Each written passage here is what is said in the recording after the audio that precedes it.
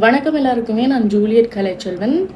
இந்த வீடியோவில் நான் எதை பற்றி பேச போகிறேன் அப்படின்னு சொன்னால், உண்மையிலேயே ஜனாதிபதி அனுரகுமார திசாநாயக் அவர்கள் பதவியேற்ற பின்பாக ஒரு வார காலத்திற்குள்ள எவ்வாறான விடயங்கள் நடைமுறைக்கு வந்திருக்கின்றது என்பதை பற்றி மக்களினுடைய கருத்து கணிப்பு என்ன என்பதற்காகத்தான் நான் விஷயங்களை சொல்ல போகிறேன். என்ன மாதிரியான விஷயங்கள் நடைபெற்றிருக்கு, அதை பற்றி நீங்கள் என்ன நினைக்கிறீங்க அப்படின்னு சொல்லிட்டு கமெண்ட்ல சொல்லுங்கள். முதலாவது விஷயம் என்ன அப்படின்னு சொன்னால், ஜனாதிபதி மாளிகைக்கு அருகில் உள்ள வீதிகள் மீண்டும் மக்களினுடைய பாவனைக்காக திறக்கப்பட்டுள்ளது. இது முதலாவது விஷயம். இரண்டாவது முன்னாள் அரசாங்க அமைச்சர்கள் மற்றும் அதிகாரிகளினுடைய அரச வாகனங்கள் மீண்டும் திருப்ப பெறப்பட்டிருக்கின்றது. அடுத்தபடியாக அரசியல்வாதிகள் பாடசாலை நிகழ்வுகளுக்கு எப்பொழுதுமே பிரதம விருந்தினர்களாக அழைக்கப்படக்கூடாது, அவர்கள் கல்வி நடவடிக்கைகள் இடம்பெறக்கூடிய இடங்கள்ல அரசியல் பேசப்படக்கூடாது அப்படின்னு சொல்லி ஒரு திட்டம் கொண்டு வரப்பட்டிருந்தது. அடுத்தபடியாக சபாநாயகர், துணை மற்றும் எதிர்கட்சி தலைவர் தவிர எம்பிக்களிடம் இருக்கக்கூடிய போலீஸ் மெய்காவலர்கள் திருப்ப பெறப்பட்டிருக்கிறார்கள். அடுத்தபடியாக பழைய விசா நடைமுறை அமுலுக்கு வந்திருக்கின்றது.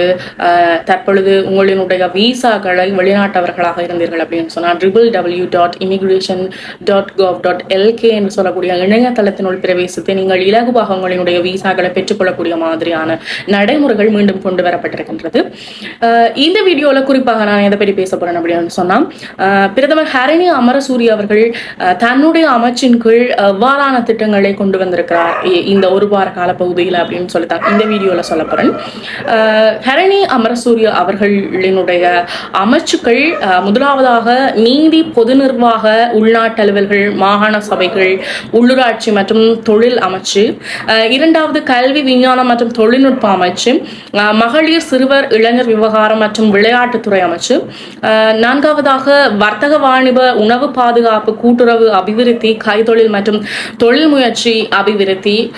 அடுத்தபடியாக சுகாதாரம் ஆகிய 5 அமைச்சுக்கள் கலாநிதி ஹரணி அமரசூரிய அவர்களின் கீழ் தொழிற்பட்டுக் கொண்டிருக்கிறது. அந்த வகையில கல்வியின் அடிப்படையில் பார்த்தீங்க அப்படின்னு சொன்னா, இனிமேல் கல்வி நிறுவனங்களை பொறுத்தவரையில பாடசாலைகளில் பணியாற்றக்கூடிய ஆசிரியர்கள் தனியார் வகுப்புகள்ல பாடங்கள் எடுக்கக்கூடாது, தனியார் வகுப்புகள்ல கல்வி நடவடிக்கைகளை கற்பித்தல் தடை செய்யப்பட்டுள்ளது என்ற ஒரு முதலாவது விஷயம் வெளிவந்திருந்தது. இரண்டாவதாக கல்வி நிறுவனங்கள் குறிப்பாக பாடசாலைகளுக்கு அரசியல்வாதிகள் ஒரு பொழுதும் பிரதம விருந்தினர்களாக அழைக்கப்படக்கூடாது என்றும், அடுத்தபடியாக பாடசாலைகளில் வசூலிக்கப்படுகின்ற பணங்கள், அதாவது ஆசிரியர் தின கொண்டாட்டங்கள், சிறுவர் தினம், தமிழ் தின போட்டிகள், இவ்வாறான ஒவ்வொரு போட்டிகளுக்குமாக, ஒவ்வொரு நிகழ்வுகளுக்குமாக மாணவர்களிடமிருந்து பெறப்படக்கூடிய அந்த பணங்கள் இனிமேல் தடை செய்யப்பட்டுள்ளது. எனவே அரசு பாடசாலைகள்ல இனிமே இவ்வாறான கொண்டாட்ட நிகழ்வுகளுக்கு ஒரு பொழுதும்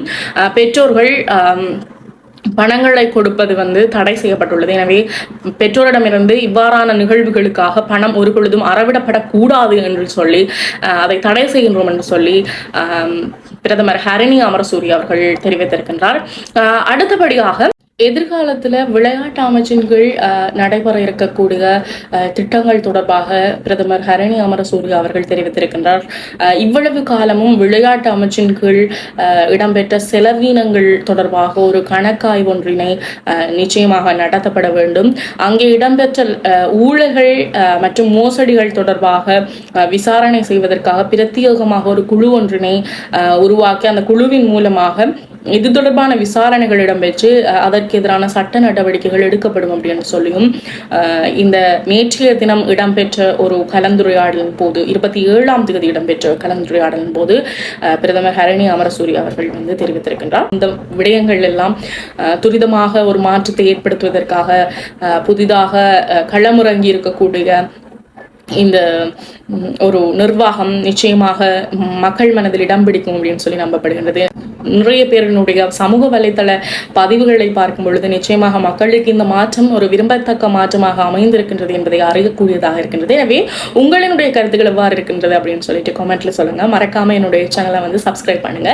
மீண்டும் ஒரு காணொலியில் உங்களை சந்திக்கும் வரை உங்களிடமிருந்து விடைபெறும் நான் ஜூலியட் கலைச்செல்வன். நன்றி.